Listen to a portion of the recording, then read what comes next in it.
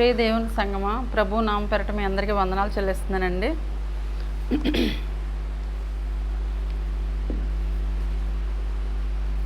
ముందుగా చిన్న ప్రార్థన చేసుకుందాం.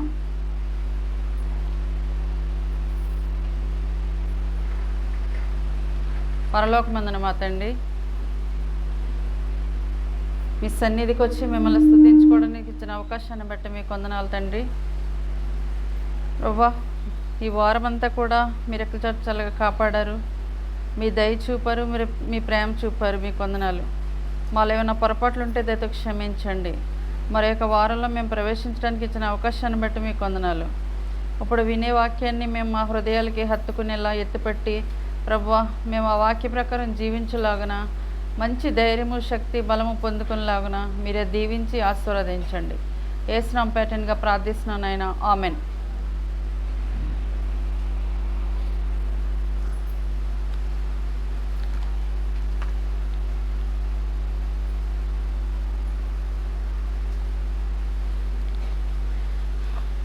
ముందుగా మనం దేవుని యందు భయభక్తులు కలిగి జీవించి ఆయన ఆశీర్వాదాలు పొందుకుంటేనండి, వస్తుందా సౌండ్ వస్తుందా?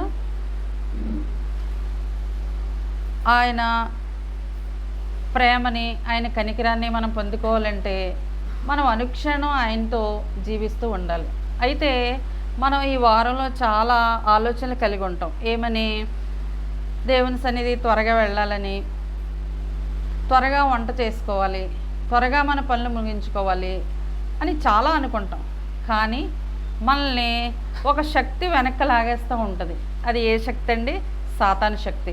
అంటే మనం రోజు ఉద్యోగాల కోసం వెళ్తాం, మన యొక్క దైనందిన కార్యక్రమాలకు వెళ్తాం, మన యొక్క డ్యూటీలకు వెళ్తాం.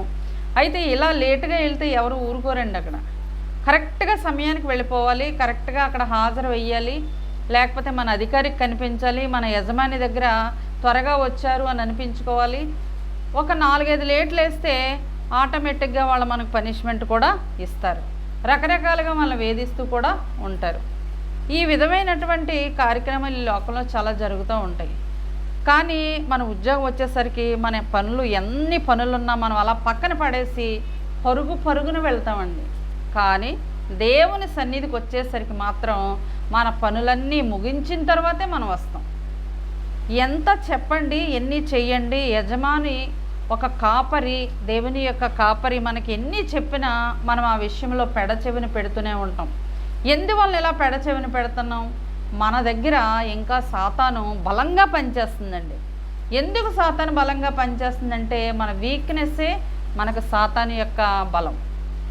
అంటే మనం చెయ్యాలి అనుకుంటాం కానీ చేయలేనటువంటి పరిస్థితి, వెళ్ళాలి అనుకుంటాం కానీ వెళ్ళలేం, ఒక అడుగు వెనక లాగేస్తూ ఉంటుంది. ఖచ్చితంగా నేను ఆదివారం మార్నింగ్ 6 గంటలు లేచి కార్యక్రమాలన్నీ ముగించి పాస్టర్ గారి కంటే ముందే సన్నిధికి వచ్చి నేను సాతాన్ని తొక్కి నేను దేవుని సన్నిధిలో కనిపిస్తాను, దేవుని శక్తిని నా యొక్క ఆత్మలో నింపుకుంటాననేటువంటి ఒక విశ్వాసం అయితే మనలో ఖచ్చితంగా ఉండాలి. ఆ విశ్వాసం లేకపోతే ఎంతకాలం మనం దేవుని సన్నిధికి వచ్చినా అది వ్యర్థమే. దేవుని సన్నిధికి సమయానికి రావడం కోసం మనం ఎంత పోరాటం చేసినా మనం ఓడిపోతున్నామండి. ఒకసారి గమనించండి. ఈరోజు మాకు కూడా చాలా లేట్ అయింది. వర్షం రావడం వల్ల, కారు డ్రైవర్ లేటుగా రావడం వల్ల ఒక అరగంట మాకు లేట్ అయింది. కానీ వాస్తవంగా జీవించాలంటే మనం లోకల్గా ఉండి ఎంత త్వరగా వస్తున్నాం అనేది కూడా ఒకసారి గమనించుకోవాలి. దేవుని సన్నిధిలో సమయానికి మనం వచ్చి ఆయన మనం స్తుతిస్తే మనకి చాలా ఆశీర్వాదాలు పొందుకుంటామండి. అయితే ఇక్కడ సాతానండి అనేక రకాలుగా శోధిస్తూ ఉంటుంది.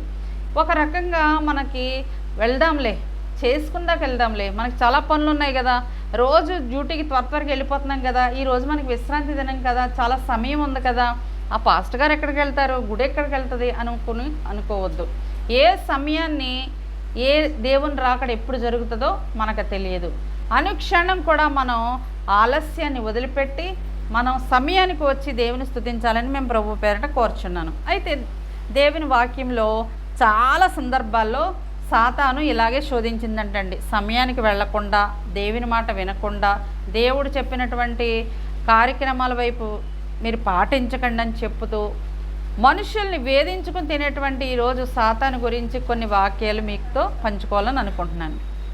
సాతాను ముందుగా మీ అందరికీ తెలుసు, ఆదికాండంలో హవ్వని సాతాను ముందుగా శోధించింది. ఎలా శోధించిందంటే మామూలుగా శోధించలేదు. ఒంటరిగా చూసింది, వెంటనే వెళ్ళింది, తన పని తన కార్యక్రమం తను అనుకున్నటువంటి విషయాన్ని ముగించుకుని వెనక్కి వచ్చేసింది. అయితే ఇక్కడ ఏం చేసింది, ముందుగా ఆ యొక్క ఏదైనా తోటలోకి ప్రవేశించి హవ్వతోటి మాటలు కలిపి అవ్వని నువ్వు చాలా గొప్పదానివి, నువ్వు చాలా దేవుడు చెప్పిన మాటని తప్పుగా విన్నావు, నేను చెప్పింది కరెక్ట్ అని ఆమెలో ఒక అభద్రతా భావాన్ని కలిగించింది. అంటే నేను దేవుని మాట విని తప్పు చేశానా అనేటువంటి క్వశ్చన్ తనలో తనే వేసుకునేలాగా చేసింది. ఆదికాండం 3వ అధ్యాయం 4-5 వచనాలు చూస్తే లోబడకుండానట్లు ప్రేరేపించిందట. దేవుని వాక్యానికి మీరు లోబడకండి, దేవుని మాటలు మీరు వినకండి, ఆ ఫలాన్ని ఎందుకు తినొద్దన్నారు అనుకుంటున్నారు మీరు గొప్పవాళ్ళు అయిపోతారని. చూడండి ట్రాక్ ఎలా మళ్ళేస్తుందో. సెల్లలందరూ కూడా సైలెంట్లో పెట్టండి. దేవుని దగ్గర ఉన్నప్పుడు మనం సెల్లలు కట్టేయండి. సాతాను ఒకప్పుడు దేవుని దూతటండి, చాలా చక్కగా ప్రేమించాడట ఆయన. కానీ తన ప్రవర్తన బాలేక కిందకు తోసివేసాడట ఆయన.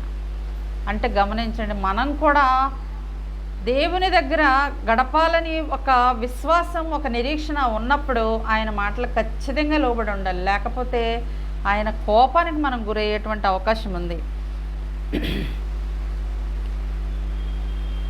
సాతానికి కొన్ని పరిమితులు మాత్రమే ఉన్నాయి. ఎన్ని పరిమితులు ఉన్నాయంటే కొన్ని విషయాల్లోనే ఎంటర్ అవుతుంది కానీ మనలో ప్రవేశిస్తుంది. కానీ మనం గనక కఠినంగా ఉండి దాన్ని ఎదిరించగలిగితే అది పారిపోవడానికి చాలా అవకాశం ఉంటుంది. సాతాను స్వభావాన్ని శోధించడం. సాతాను యొక్క స్వభావం ఏంటంటే ఫస్ట్ శోధిస్తుంది. అవ్వని శోధించింది, అవ్వ మీద విజయం సాధించింది. చూడండి, మన విషయంలో ఎప్పుడైనా సాతాను శోధించి విజయాన్ని సాధించిందా? ఒక్కసారి మనం ఆలోచించుకుంటే అనేక సందర్భాల్లో సాతాను మనతో రోజు మాట్లాడుతుంది, మన పక్కనే ఉంటుంది, మనలోనే ఉంటుంది, మనం దాంతో ఒక భాగమై ఉంటాం. అంటే సమస్య శోధన. ఒక సమస్య వచ్చినప్పుడు ఆ సమస్య గురించి మనల్ని శోధిస్తూ ఉంటుంది. ఈ మధ్యలో మనం ఎవరిని తీసుకురావాలి? దేవుణ్ణి తీసుకురావాలి. ఈ సమస్యని, ఈ శోధనని పక్కకు తీసుకెళ్ళాలంటే మనం ఏం చేయాలి? దేవుణ్ణి ఉంచుకోవాలి మధ్యలో. అంటే మనం పోరాడాలన్నమాట. అనుక్షణం మన జీవితం, మానవుని యొక్క జీవితం ఏంటంటే పోరాడుటే మనిషి యొక్క జీవితం. దేవుని నుండి వేరుపరుస్తాడు. మరి ముఖ్యంగా నువ్వు దేవుని మాటలు వినకు, నేనే గ్రేట్, నేను చెప్పిందే వినని మనల్ని వేరుపరుస్తాడు. పాపం చేయటికి ప్రేరేపిస్తాడు. ఇది పాపం కాదు, నువ్వు చేసి అన్ని కరెక్ట్, నువ్వు ఇదే చెయ్యి. రెండు విధాలుగా మనల్ని శోధిస్తాడు, ప్రేరేపిస్తాడు. దీనిలో what is wrong, what is good, you have to choose. మీరు చూస్ చేసుకున్నదే కరెక్ట్ అవుతుంది. అంటే మీరు ఎంత కఠినంగా బలంగా నిలబడితే అదే మీరు కరెక్ట్గా చేయగలరు. హవ్వ విషయంలో సాతాను విజయం ఎందుకు సాధించాడంటే అవ్వని శోధించి ఇమీడియట్గా తను బ్యాలెన్స్ తప్పేలా చేసి తను విజయం సాధించేశాడు. అంటే ఇక్కడ ఒంటరితనాన్ని అవకాశంగా తీసుకుంటాడు. ఒంటరితనంగా ఉన్నప్పుడు సాతాను బలంగా పనిచేస్తుందట. ఆ సమయంలో మనం కఠినంగా ఉండాలి, బలంగా ఉండాలి. బలంగా అంటే నేను ఎట్టి పరిస్థితుల్లోనూ కూడా దేవుని పనే చేస్తాను, దేవుడు చెప్పినట్టే చేస్తాను అని ఒక స్థిరమైన మనసు మనలో ఉండాలి. ఎట్టి పరిస్థితుల్లోనూ కూడా అటు ఇటు మూవ్ అయ్యామా కింద పడేస్తుంది. మన మనస్సుల్లో అనుమానం రేకెత్తిస్తాడంటండి. ఎస్ ఆర్ నో, ఇదా అదా, అనుమానం. ప్రతి విషయంలోనూ అనుమానం. మనం నిజంగానే దేవుడిని అడిగితే దేవుడు మనకి ఇస్తాడా? మనం ప్రార్థిస్తే మనకి విజయం సాధిస్తామా? నిజమేనా? ఇది అనుమానం. ఇది కరెక్టా కాదా? అబద్ధాలు చెప్పి శోధిస్తాడటండి. దేవుడి మాట వినకండి, నేను చెప్పిందే కరెక్టు, నేను చెప్పిందే నిజం అని అబద్ధాలు చెప్పి మనల్ని బోల్తా కొట్టించేటువంటి సాతాను శక్తులు ఉన్నాయి. మీరు చావరని అబద్ధం చెప్పింది. అక్కడ చావలేదు కానీ చచ్చిపోయిన స్థితిలో బతికినటువంటి మనుషులం మనం. చావలేదు కానీ అనేక సమస్యలతో నిత్యము చచ్చిపోయేటువంటి జీవితం మనది. చావనే చావరంది, కానీ మానసికంగా వాళ్ళు ఎప్పుడో చనిపోయారు. మనం కూడా అనుక్షణం చస్తూనే బతుకుతున్నాం. ఏ తప్పు చేసినా చస్తూనే బతుకుతున్నాం. ఎందువలన? మనం దేవుని మాట వినకుండా సాతాను మాట వినడం ద్వారా దారి తప్పి నశించిపోయాం. మనలో ఉన్న బలహీనతలో అధికారం చేసుకుని పడదోసేస్తాడట. మనలో ఏ బలహీనత ఉంది? కొన్ని బలహీనతలు ఉంటాయండి మనకి. ఏంటంటే కొన్ని విషయాల మీద శ్రద్ధ ఉంటుంది మనకి, అది అని చెప్పలేము, కానీ రకరకాల అలవాట్లు ఉంటాయి మనకి. ఆ అలవాటే మనకు బలహీనత. ఆ అలవాటుని మనం తప్పించుకోవాలన్న కొన్ని సందర్భాల్లో తప్పించుకోలేము, వెళ్ళిపోతాం. చెయ్యకూడదనుకుంటాం ఆ పని, కానీ చేసేస్తాం. అదే బలహీనత.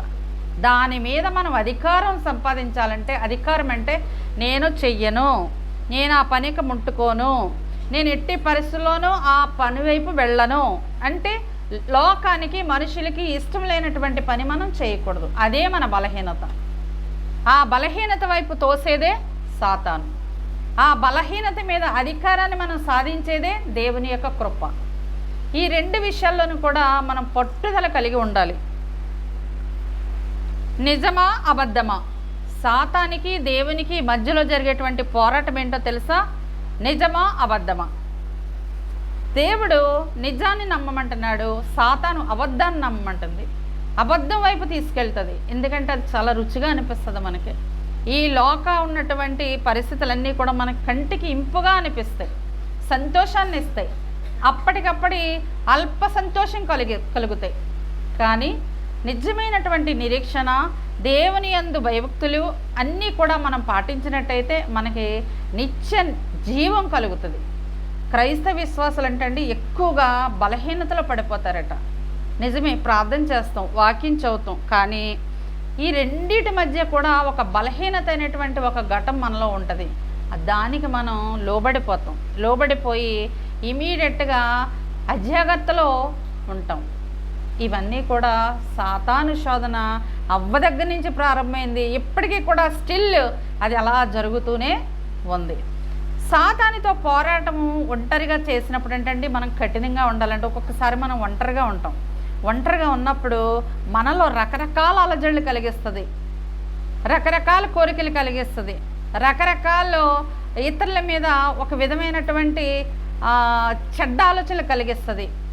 తర్వాత ఈ లోకంలో బాగా సంతోషంగా జీవించాలనేటువంటి ఒక ఆశని కలిగిస్తుంది. ఎన్ని ఆశలు కలిగించినా ఒంటరిగా ఉన్నప్పుడు కఠినమైనటువంటి జీవితం జీవించాలని వాక్యం హెచ్చరిస్తుంది. సాతాను శోధన యేసు ప్రభు వారికి 40 దివారాత్రి ఉపవాసం ఉన్నటువంటి సందర్భంలో సాతాను శోధన భయంకరంగా కలిగింది ఆయనకి. ఎలా కలిగిందంటే ఆకలి అనేటువంటి ఒక విషయాన్ని చూపిస్తూ నువ్వు వెంటనే రాళ్లను రొట్టెగా మార్చి ఆహారం తినని శోధించిందట. కానీ అక్కడ ఆయన కఠినంగా ఉన్నారు, శోధన ఆయన ఎదుర్కొన్నారు. అదేవిధంగా మనం శోధన ఎదుర్కోవాలంటే కఠినత్వం కావాలంట. మనకి కఠినత్వంలోనే మనం బలం సాధించగలమని ఇక్కడ మనం గమనించాలి.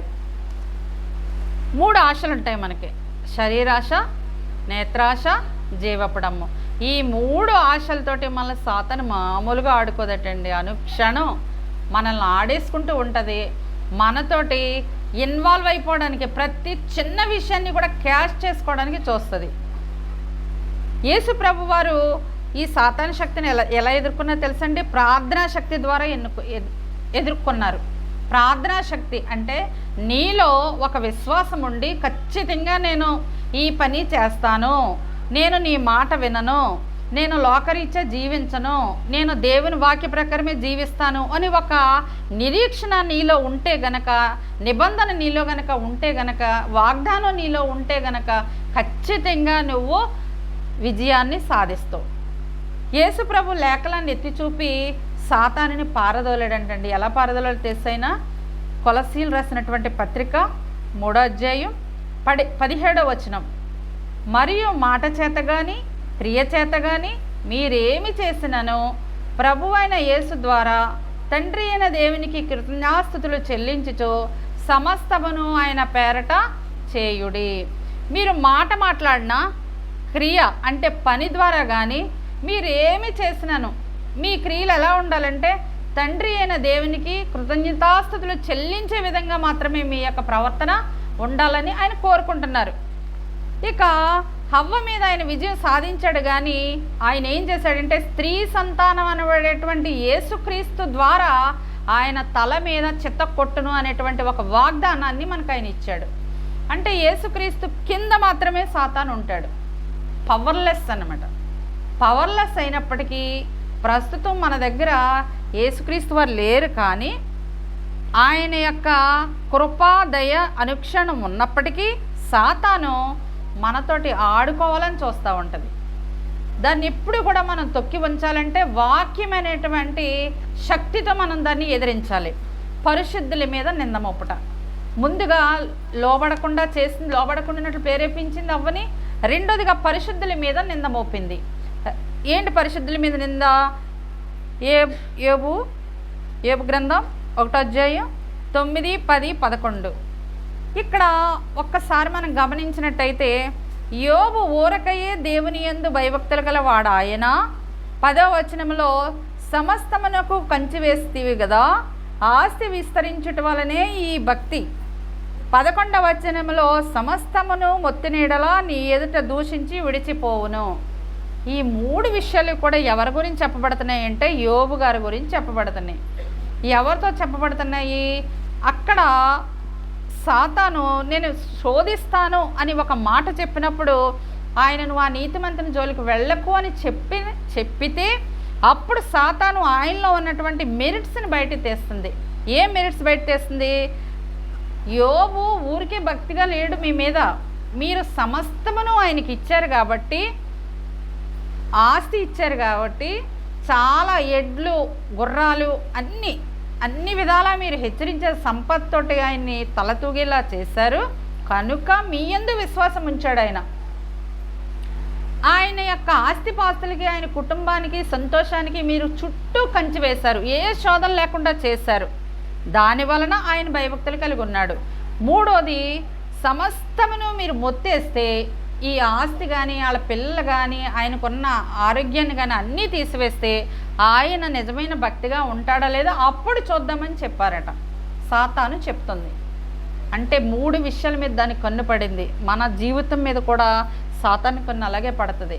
మనం సంతోషంగా ఉంటే జీవించలేదు, మనం దేవుని సన్నిధిలో గడిపితే ఎక్కువ గడిపామనుకోండి ఎక్కువ శోధన కలిగిస్తుంది. అయినా మీరు భయపడొద్దు, నిరీక్షణ కలిగి ఉండండి. నా దేవుడు నాకు ఉన్నాడు అనేటువంటి ఒక బలమైన కఠినమైన నిర్ణయంతో మీరు ఉండాలని వాక్యం చెప్తుంది. సమస్తమును మొత్తిన ఎడల ఆయన దూషించి నిన్ను ద్వేషించి ఆయన పారిపోతాడు అని చెప్తుంది యోబు గారి గురించి. కానీ యోబు గారు చాలా బలమైనటువంటి కఠినమైనటువంటి శక్తితో ఆయన నింపబడి ఉన్నాడు. దేవుడిని విడిచిపెట్టలేదు. ఆయన చాలా బాధలు పడ్డాడు, అవన్నీ మనకు తెలుసు. కానీ ఆయన ఎక్కడ కూడా తొట్టిల్లలేదు, ఎక్కడ కూడా జడియలేదు. మానవుడిగా మనం జీవించినప్పుడు ఏదైనా శోధన బాధ వచ్చినప్పుడు అలజడి కలగడం, అశాంతికి గురవ్వడం, లేకపోతే పక్క వాళ్ళతో బాధపడటం ఇవన్నీ మామూలేనండి. అయినప్పటికీ ప్రార్థన మాత్రం ఎప్పుడూ వదలకండి. సాతాను యోబు విశ్వాసం పైన నిలిచి ఉంటాడని గ్రహించలేక ఎన్ని బాధలు కలిగించిందో తెలుసా? ఒక్క బాధ కాదు, ఆయన పిల్లలు లేరు, ఆయనకి ఆస్తి లేదు, ఆయన గృహాలు లేవు, ఆయనకి ఆరోగ్యం లేదు, అన్ని విధాలుగా కూడా ఆయన్ని దూషించి ఆయన్ని ఇరుకులోనూ ఇబ్బందుల్లోనూ తోసివేసింది. అన్నీ కోల్పోయినా దేవుని యందు విశ్వాసం ఉండాలి. ఎందుకు దేవుని యందు విశ్వాసం ఉండాలి? ఆయనే ఇస్తాడు, ఆయనే తీసుకుంటాడు. ఆయన తీసుకున్న మళ్ళా మనకి తిరిగి ఇచ్చేటువంటి సమర్థుడు మన దేవుడు. మనకు కలిగే పరీక్షలు చాలా చిన్నవిగా ఉంటాయి, కానీ మనం మానవులుగా చాలా పెద్దగా ఉన్నాయి. చాలా పెద్ద పరీక్ష నాకు దేవుడు పెట్టేశాడు అని అనుకుంటాం మనం. సాతాను దృష్టి యోబుపై ఎందుకు పడిందంటే ఆయన యథార్థవర్తనుడు, నీతిమంతుడు, యథార్థవర్తనుడు, న్యాయవంతుడు, దేవుని యందు భయభక్తులు కలవాడు, మరి ముఖ్యంగా చెడుతనము విసర్జించువాడు. ఇవన్నీ ఉన్నాయి కాబట్టి యోబు గారిని టార్గెట్ చేసింది సాతాను. కానీ సాతాను ఎక్కడ కూడా నెగ్గినట్టుగా మనం చూడలేదు. అనేక విధాలుగా హింసించింది, అనేక విధాలుగా బాధ పెట్టింది. కానీ నీతిమంతులకి ఎన్ని శ్రమలు వచ్చినా ఆశీర్వాదాలు కూడా అన్నీ వస్తాయని మనం గమనించాలి. దేవుణ్ణి నిందించి విడిచిపెట్టాలా, దేవుని పైన ఆధారపడి శక్తి నింపుకోవాలా? గమనించండి. ఎప్పుడైనా మనకి ఏదైనా శోధన వచ్చినప్పుడు దేవుడిని నిందించేస్తాం. దేవుడు నాకు ఇలా చేశాడు, అలా చేశాడు, వాళ్ళకి ఇలా చేశాడు, నాకేంటి బాధలేంటి, కష్టాలేంటి అని అనుకుంటాం. కానీ ఆయన చాలా శక్తిమంతుడండి. నీ బాధను వింటాడు, నీ మొరను వింటాడు, నీ యొక్క బలహీనతలను ఆయన చూస్తున్నాడు. ఎప్పుడు కూడా అధైర్యపడకండి, ధైర్యంతో ఉండండి. దేవుడిని నిందించి విడిచిపెట్టారా మరింత శోధనలో పడిపోతారు. దేవుని మీద ఆధారపడి జీవించారా మరింత బలపడతారు. ఎప్పుడు కూడా ఇతరులపైన ఆధారపడకండి. మిమ్మల్ని మీరు నమ్ముకోండి, మీ మనసుని మీరు నమ్ముకోండి, మీ మనసుతోటి మీరు ప్రార్థన చేయండి. ఎవరో ప్రార్థన చేస్తారు, పక్క వాళ్ళని ప్రార్థన చేయమండు, ఎదరు వాళ్ళని ప్రార్థన చేయమంటే ఇది కాదండి. నిన్ను సృష్టించింది, నీ మీద ఆయనకు ఒక అభిప్రాయం ఉంటుంది, నీ విషయంలో ఆయనకు ఒక ఆలోచన ఉంటుంది, నీ విషయంలో ఆయనకు ఒక ప్రేమ ఉంటుంది. ఆ ప్రేమ గురించి పక్క వాళ్ళని చేయమంటే దేవుడు ఇప్పుడు మనకి ఏదైనా అవసరం ఉందనుకోండి, మన పక్కింటి వాళ్ళని అడగాలంటే ఎదురింటి వాళ్ళని వచ్చి ఆవిడకి అది కావాలంటే అని అడగమన్నారనుకోండి, అది కరెక్ట్ కాదు. ఏం చేయాలి? ఖచ్చితంగా నువ్వే అడగాలి, నీ నోటితో నువ్వు అడగాలి. నిన్ను ప్రేమించేది, నిన్ను శక్తివంతంగా తీర్చిదిద్దేది ఆయన్ని మీరే అడగండి. మీరు అడిగితేనే డైరెక్ట్ ఫలాలు పొందుకుంటారు, మీరు డైరెక్ట్ ఆశీర్వాదాలు పొందుకుంటారు. మరణమైనను జీవమైనను శ్రమలు వచ్చిన యోబులా దేవుని దగ్గరే ఉండాలి.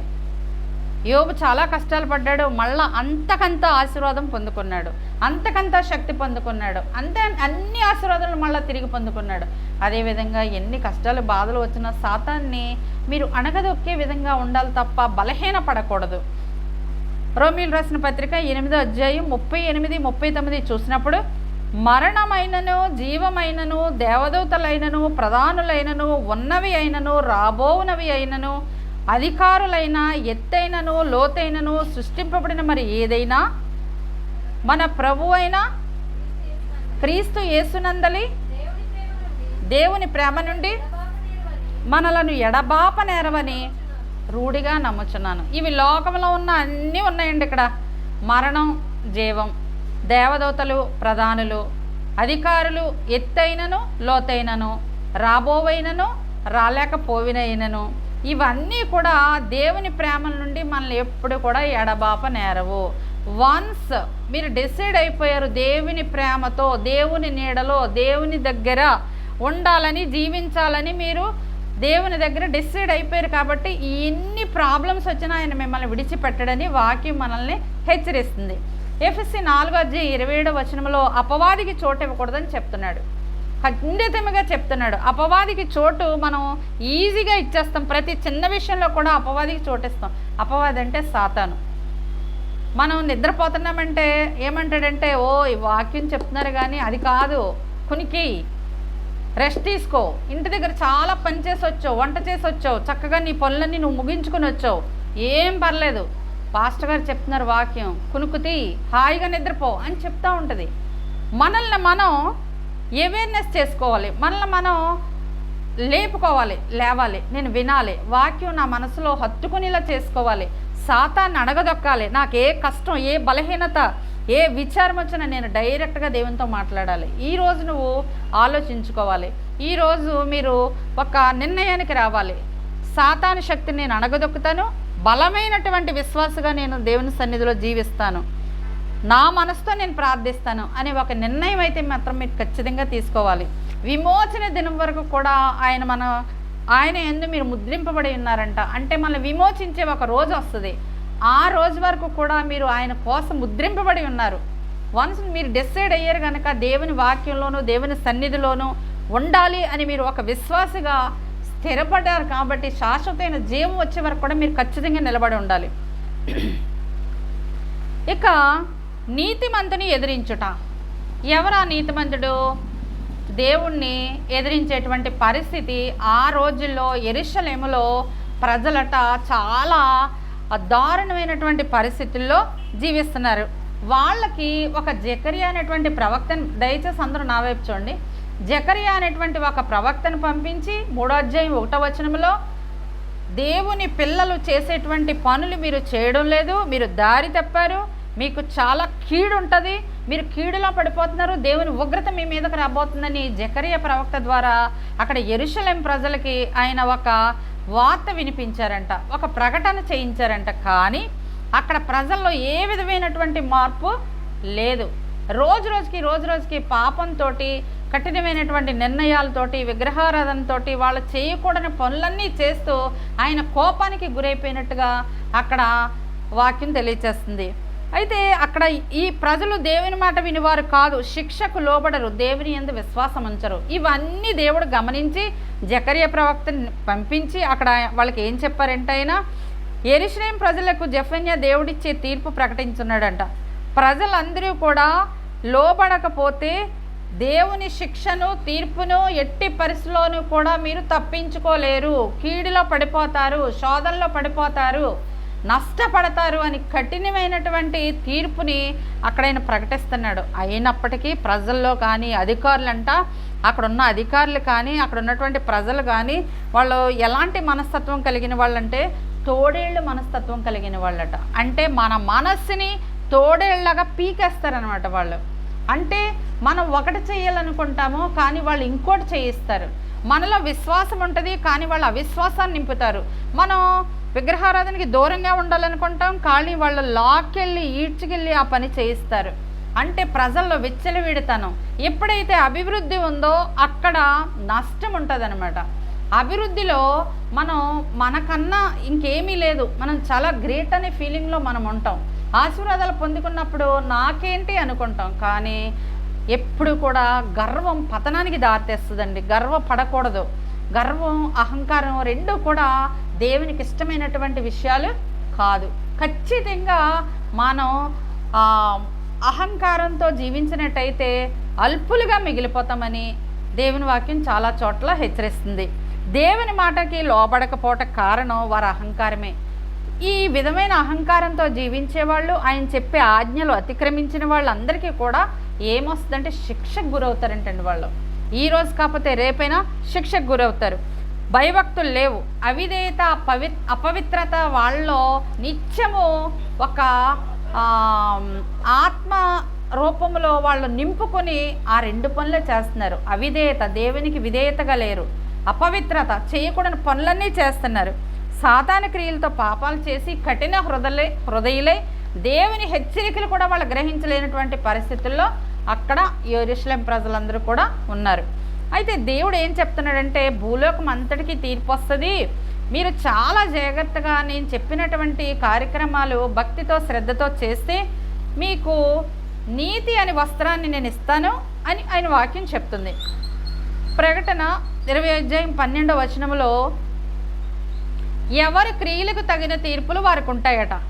నేను తప్పు చేస్తున్నాను కదా, నేను కరెక్ట్గా నివసిస్తున్నాను అని నువ్వు అనుకోవచ్చు, కానీ నీ క్రియ ఏంటనేది ఆయన చూస్తున్నాడు. నువ్వు చేసే తప్పు ఏంటనేది ఆయన చూస్తున్నాడు. నీ క్రియలకు సంబంధించి నువ్వు సాతానికి ఎంత ప్లేస్ ఇస్తున్నావు, ఎంత సమయం ఇస్తున్నావు. అంటే సాతాన్ అంటే ఇప్పుడు ఒక రూపంతో రాదండి, మనలో నెగిటివిటీ క్రియేట్ చేసేదే సాతాను, మనలో పాజిటివ్ కలిగించేదే దేవుని యొక్క శక్తి.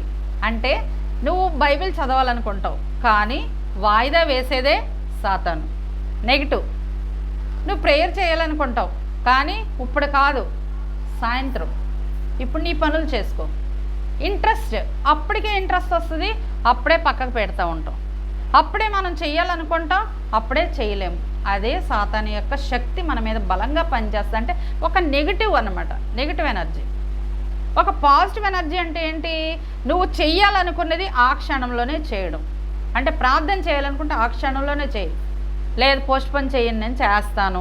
ఖచ్చితంగా స్థిరమైన నిర్ణయం ఉండాలి నీలో. మరియు ప్రకటన గ్రంథం 20:12 మరియు గొప్పవారేమి కొద్దివారేమి మృతులైన వారందరూ ఆ సింహాసనం ఎదుట నిలువబడి ఉండుట చూచితిని. అప్పుడు గ్రంథములు విప్పబడెను.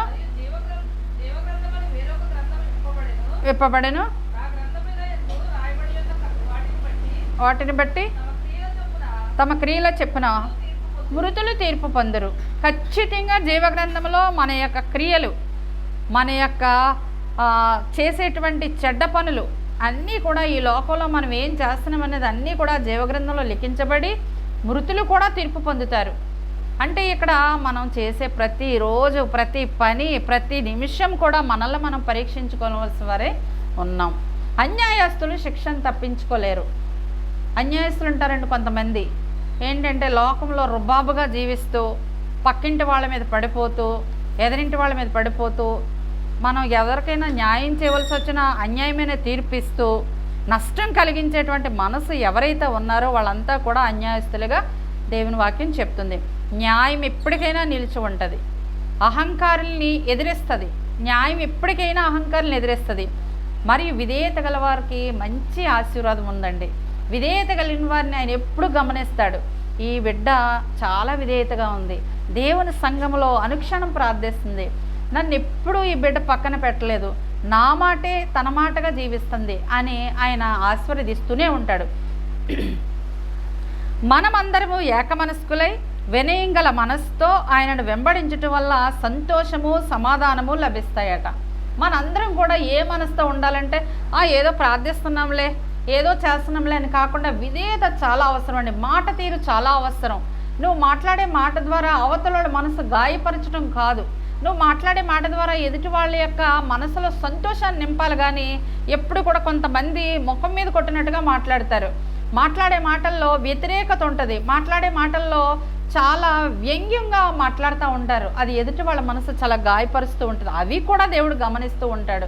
అంటే నీ మాట వలన, నీ ప్రవర్తన వలన, నీ క్రియల చెప్పిన విధేయత కనిపించాలి. ఆ విధేయత వలన నువ్వు అనేక ఆశీర్వాదాలు పొందుకుంటావు. 2 పేతురు 1వ అధ్యాయం 10వ వచనములో 2 పేతురు 1వ అధ్యాయం 10వ వచనములో మీరు ఇట్టి క్రియలు చేయవారైతే ఎప్పుడూ తొట్టిల్లరు. నేను చెప్పినట్టుగా ఇప్పుడు నేను ఏవైతే చెప్పానో ఆ క్రియలు మీరు చేసినట్టయితే ఎప్పుడు కూడా తొట్టిల్లరు. 6వ వచనంలో ఏ క్రియలు చేయాలని కూడా అక్కడ ఇవ్వబడింది. అయితే అలాగున మన ప్రభువును రక్షకుడైన యేసుక్రీస్తు యొక్క నిత్యరాజ్యములో ప్రవేశము మీకు సమృద్ధిగా అనుగ్రహింపబడెను. మీరు 6వ వచనంలో చాలా క్రియలు ఉన్నాయండి. ఆ క్రియలన్నీ కూడా చేసినట్టయితే కృతజ్ఞతా వచనాలు పలకాలి, ప్రేమ చూపించాలి, విశ్వాసం కనపరచాలి. ఇవన్నీ కనపరిచినట్టయితే మీకు నిత్య రాజ్యంలో ప్రవేశము, నాట్ నౌ, నిత్య రాజ్యానికి ప్రవేశం అంటే టికెట్ మనకు లభిస్తుందండి. జీవగ్రంథంలో అన్ని తప్పులు లిఖించబడతాయి. అది మీరు మనసులో ఉంచుకొని బాబు ఈరోజు ఈ తప్పు చేస్తాను, జీవగ్రంథంలో లిఖించబడుతుందేమో, నిత్యరాజ్యంలో నాకు ప్రవేశం ఉండదేమో. ఈ 2 కాన్సెప్ట్స్ కూడా మనం అనుక్షణం గుర్తు చేసుకుని ఎదుటివారితో మాట్లాడే తీరులో కానీ, ప్రవర్తనలో కానీ, దేవుని సన్నిధికి వచ్చి గడిపే విధానంలో కానీ, విధేయత చూపించడంలో కానీ అన్ని విషయాలను కూడా మీరు అనుక్షణం మెలకుగా ఉండి ఆయన చెప్పినట్టుగా చేస్తే నిత్య జీవానికి వారసులు అవుతారు. అయితే సాతాను క్రీస్తుని కూడా వదలలేదండి, శోధించిందట. ఎంత శోధించిందంటే మత్తయి సువార్త 4వ అధ్యాయం 1వ వచనంలో యేసు ఎదుర్కొన్న శోధనలో ముఖ్యంగా ఏంటంటే ఒంటరితనంగా ఉన్నప్పుడు ఆయన శోధించడానికి వెళ్ళింది. యేసు ప్రభు వారు బాప్తిసం తీసుకున్న తర్వాత పరిశుద్ధాత్మ శక్తితో అరణ్యానికి తీసుకువెళ్ళబడ్డారట. వెళ్ళినప్పుడు అక్కడికి సాతాను ప్రత్యక్షమైపోయింది. ఎందుకు సాతాను ప్రత్యక్షమైంది తెలుసా? ఆయన పరిశుద్ధుడుగా ఉన్నారు. ఆ సమయంలో ఆయన చాలా విశ్వాసంతో పవర్ఫుల్గా ఉన్నారు. ఆ టైంలో సాతాను అక్కడికి ఎంట్రన్స్ ఇచ్చి చాలా విధాలుగా శోధించింది. ఏం శోధించిందంటే యేసు బాప్తిసం పొందిన వెంటనే శోధింపబడుట, ఆయన బాప్తిసం ఇలా తీసుకున్నారో లేదో, తన దేవుణ్ణి సొంత రక్షకుడిగా అంగీకరించారో లేదో, వెంటనే సాతాను అక్కడికి ప్రవేశించి ఏ విధంగా హింసించిందంటే ఆయన సాతాను చేత అరణ్యములో తీవ్రంగా శోధింపబడ్డారంట. 3 విధాలుగా శోధించింది. ఏ విధంగా శోధించింది? 40 దినాలు అడవి మృగాలు అంటే అరణ్యములో అడవి మృగాలు ఉంటాయి కదా, ఆ అడవి మృగాల్ని ఆయన అవాయిడ్ చేసుకుంటూ వాటికి కనిపించకుండా, వాటి నుంచి బారిన పడకుండా అంతా కూడా ఒక ప్రేయర్ఫుల్గా గడపాలనేటువంటి విశ్వాసంతో ఆయన అక్కడ ఉన్నప్పుడు ఆ టైంలో సాతాను వెళ్ళి మామూలుగా ఆయన్ని విసిగించలేదండి. ఇప్పుడు మనం ఒక్కళ్ళమే ఉన్నప్పుడు కొన్ని సందర్భాల్లో భయం కూడా కలిగిస్తుంది, కానీ ఆయన ఎక్కడా భయపడలేదు. ఎందుకంటే ఆయన దేవుని ప్రియ కుమారుడు, అద్భుత శక్తి కలిగినటువంటి దేవుడు. ఆయన ఏం చేశాడంటే అరణ్యంలో 3 విధాలైనటువంటి శోధనలైనా ఎదుర్కొన్నాడు. శరీరాశ, నేత్రాశ, జీవపడము. అందరూ చెప్పాలి, శరీరాశ, నేత్రాశ, జీవపడము. ఈ 3 కూడా ఆయన తండ్రి అయిన పుట్టినవి కావు. తండ్రి ఇవ్వలేదండి ఆ మూడుని, సాతాను ఇచ్చిందంట, పరీక్షలు పెట్టింది. మనకు కూడా అనేక సందర్భాల్లో సాతాను చాలా పరీక్షలు పెడుతుంది. కానీ ఈ 3 పరీక్షలు కూడా ఆయన చక్కగా సింపుల్గా సాతాన్ని తోసివేసే విధంగా ఆయన బలమైనటువంటి శక్తితో నిరీక్షణ కలిగి ఆయన నిలబడ్డాడు. ఎలా అంటే, రాళ్లను రొట్టెగా మార్చుకుని తిను. నువ్వు ఉపవాసంతో ఉన్నావు కదా, చాలా ఆకలితో ఉన్నావు కదా, నీ ఆకలితో ఉండకు, నువ్వు వెంటనే ఆహారం తిను. ఆయన్ని కుదిపేస్తుంది. అక్కడ 40 దివారాత్రులు ఆయన ఉపవాసం ఉండి ప్రార్థన చేస్తూ ఉన్న సమయంలో ఆహారం తినమని ప్రోత్సహిస్తుంది. ఆహారం తిను, నీరసం వస్తుంది, శక్తి ఉండదు. నీకు ప్రార్థన చేయాలంటే శక్తి ఉండాలి కదా. ఒక విషయం ఏంటంటే, ఉపవాసం ఉండి ప్రార్థన చేస్తే ఇంకా దాని మీదే ధ్యాస ఉంటుంది. అదే మనం ఆహారం తిని ప్రార్థన చేయాలనుకున్నాం అనుకోండి, కళ్ళు బలంగా పడిపోతూ ఉంటాయి. తర్వాత మనల్ని ఏం పిలుస్తుంది? మంచం పిలుస్తుంది. మంచం పిలిచి అంటది, ఒక అరగంట రెస్ట్ తీసుకో, ఏం పర్వాలేదు, తర్వాత లేవచ్చు, తర్వాత కూర్చోవచ్చు అంటది. అంటే ఇక్కడ ఏంటంటే, మనల్ని సాతాను కుదుపుతూ ఉంటుంది, మనతో మాట్లాడుతూ ఉంటుంది. ఉపవాసము ఉండొచ్చు, అది ఎవరి ఆరోగ్య పరిస్థితులను బట్టి, ఎవరి ఓపికను బట్టి వాళ్ళు చేయొచ్చు. కానీ ఉపవాసం అనేది జీవితంలో మాత్రం ఒక భాగమైతే కాదు. ఎందువల్లంటే, ఉపవాసం ఉండలేకపోతున్నాడు, ప్రార్థన చేయలేకపోతున్నాడు అంటున్నారు కొంతమంది. అలా కాదు, ఉపవాసం ఉండొచ్చు. అది ఒకానొక సమయంలో చాలా చక్కగా ప్రేయర్ చేసుకునే వాళ్ళంతా కూడా ఇప్పుడు అనారోగ్యాలతోటి ఉండలేకపోతున్నారు, షుగర్ పేషెంట్లు అయిపోతున్నారు, నీరసాలు వచ్చేస్తున్నాయి. మీకు వీలైన సమయంలో, మీరు చెయ్యాలనుకున్న సమయంలో, మీరు ఎంత అయితే దేవుని దగ్గర గడపాలనుకుంటున్నారో ఆ సమయాన్ని మీరు హోల్డ్ చేసుకుని గట్టిగా పట్టుకొని ఆ సమయంలో ప్రార్థన చేసుకోండి, సరిపోతుంది. నీరసాలు వచ్చేస్తున్నాయని అదొక వంకగా సాకుగా చూపించి ప్రార్థన మాత్రం పోస్ట్పోన్ చేయడం మంచి పద్ధతి కాదు. ఆహారం తిను అని 2 శోధనలు కలిగిస్తుంది. శరీరము ఆహారం తినమని ప్రోత్సహిస్తుంది, రాళ్లను రొట్టెగా మార్చు, ఆహారం తిను, 2 మాటలు అక్కడ పదే ఎత్తి చూపిస్తుంది. అయితే యేసుక్రీస్తు వారు లేఖనాలను ఆధారంగా చేసుకుని ఆయన ఏం చెప్పారంటే, మనుష్యుడు కేవలం రొట్టె వలన మాత్రమే కాదు కానీ దేవుని నోట నుండి వచ్చే ప్రతి మాట వలన జీవించును అని ఆయన శోధన జయించాడు. సాతాను పారిపోయింది అక్కడి నుంచి. అమ్మో చాలా బలవంతుడు, అమ్మో నేను ఇక్కడ నిలబడలేననేసి సాతాను పక్కకి వెళ్ళినప్పటికీ మన భౌతిక శరీరానికి కావాల్సింది మాత్రం రొట్టెండి, జీవాహారమైనటువంటి ఆహారం మాత్రం దేవుని వాక్యం. యోహాను సువార్త 6వ అధ్యాయం 51వ వచనం ఒకసారి చదవండి. యోహాను సువార్త 6వ అధ్యాయం 51వ వచనంలో, పరలోకం నుండి దిగివచ్చిన జీవాహారమును నేనే,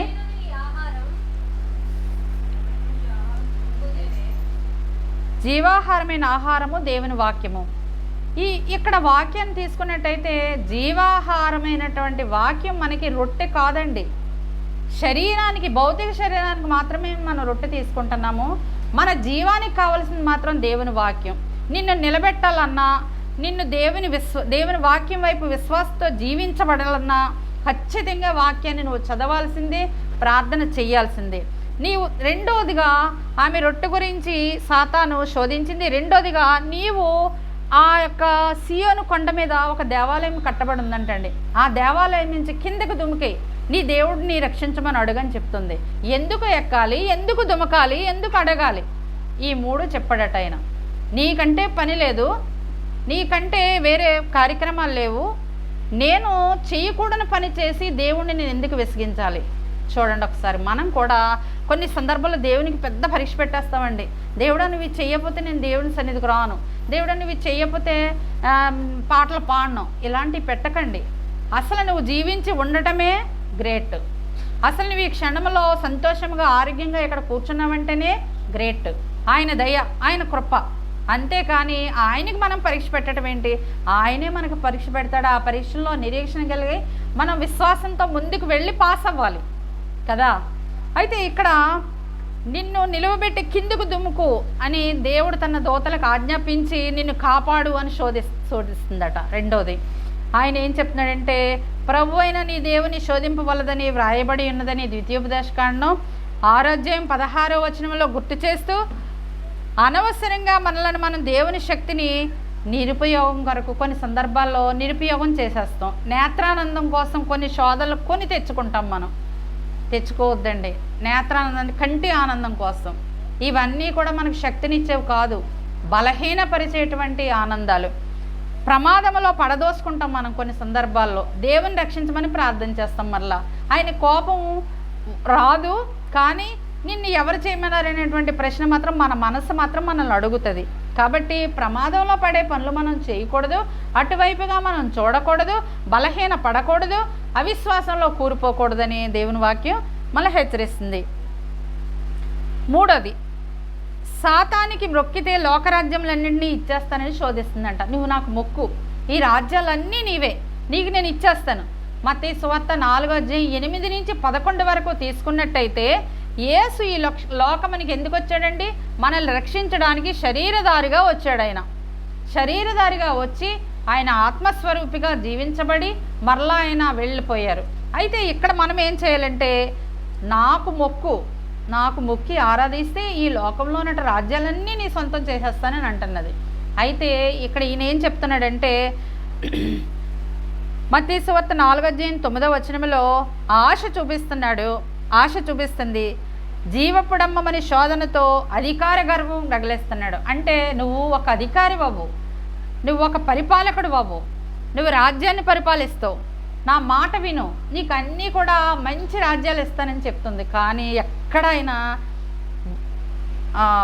సనగలేదు, గొడగలేదు, ఏమీ కూడా స్పందించలేదు, ఎక్కడ కూడా అలజడికి గురవ్వలేదు. ఎందువల్ల చెప్పండి? ఆయనలో గొప్ప నిరీక్షణ ఉంది, ఆయనలో గొప్ప విశ్వాసత ఉంది, ఆయనలో గొప్ప స్థిరత్వం ఉంది, బలమైనటువంటి ఆత్మ ఆయనలో ఉంది. అదే విధమైనటువంటి ఆత్మ కూడా మనం అలవాటు చేసుకోవాలి. ప్రభువైన నీ దేవునికి మొక్కి ఆయనను మాత్రమే సేవింపవలనని పాత నిబంధన లేఖను బాగా ఉదహరిస్తూ సాతానా పొమ్ము అని గట్టిగా గద్దించాడంట ఆయన. మన మాటల్లో అయితే సాతానా పొమ్ము అంటాం, ఆయన అయితే ఒక భయంకరమైనటువంటి కఠినమైనటువంటి స్వరముతో అక్కడ సాతాను విలపించే దిశగా, అక్కడ అది కదిలి పారిపోయే దిశగా గద్దించి ఉండొచ్చేమో. సాతానా వెనుకకు పొమ్ము అని అనగానే అక్కడి నుంచి సాతాను వెళ్ళిపోవడం మనం గమనిస్తున్నాం. అంటే దేవుని వాక్యం ద్వారా, దేవుని ప్రార్థన ద్వారా, దేవుని పాటల ద్వారా, దేవుని సన్నిధిలో జీవించడం ద్వారా, మనకు మనం పరీక్షించుకొనడం ద్వారా నిరీక్షణ మనం ఎత్తి పెట్టుకుని మన యొక్క ఆత్మలను మనం రక్షించుకోవాలి. మనకేం కావాలి? భౌతిక ఆహారం కాదండి మనకు కావాల్సింది, నిత్య ఆహారం కావాలి మనకి.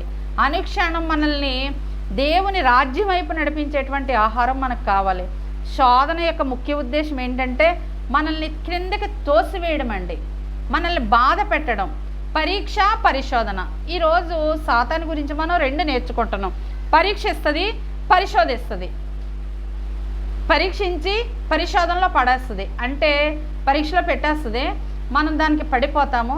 పరిశోధన అంటే మనం ఈ శోధన నుంచి మనం ఎలా తప్పించుకోవాలి, అనేక విధాలుగా ఆలోచించే విధంగా చేస్తుంది. కానీ ఈ 2 పక్కకు పోవాలంటే నీలో విధేయత ఉండాలి, దేవుని వైపు చూసేటువంటి ఒక చూపు ఉండాలి, అంటే నిరీక్షణ ఉండాలి. కాబట్టి దేవుడు అబ్రహామును కూడా చాలా పరిశోధించాడండి, కానీ ఆ పరిశోధనలో, ఆ పరీక్షలో ఆయన నెగ్గారు, విజయాన్ని సాధించుకున్నారు. చివరిగా దేవుని రాజ్యాన్ని మనం స్వతంత్రించుకోవాలంటే మనం ఏం చేయాలి? నిరీక్షణ కలిగి నిత్య జీవం కోసం మనం పోరాడుతూ, ఆరాధిస్తూ, స్తుతిస్తూ, గణపరుస్తూ ఉండాలి. చివరిగా ఒక వాక్యం చదువుకొని ముగించుకుందాం. 1 దెస్సలోనికీయులు రాసిన పత్రిక 5:9-10 ఒకసారి చదవండి. ఎందుకనగా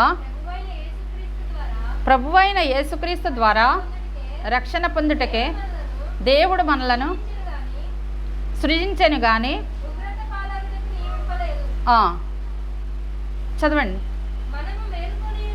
మనం మేలుకొని ఉన్నాను, నిద్రపోవచ్చున్నాను, మళ్ళా తనతో కూడా జీవించు నిమిత్తము ఆయన మన కొరకు మృతి పొందెను. మనం నిద్రపోతామంటండి, మేలుకుంటామంట, మన పనులు మనం చేసుకుంటామంట, కానీ ఆయన మనతోనే జీవిస్తూ ఉంటారు.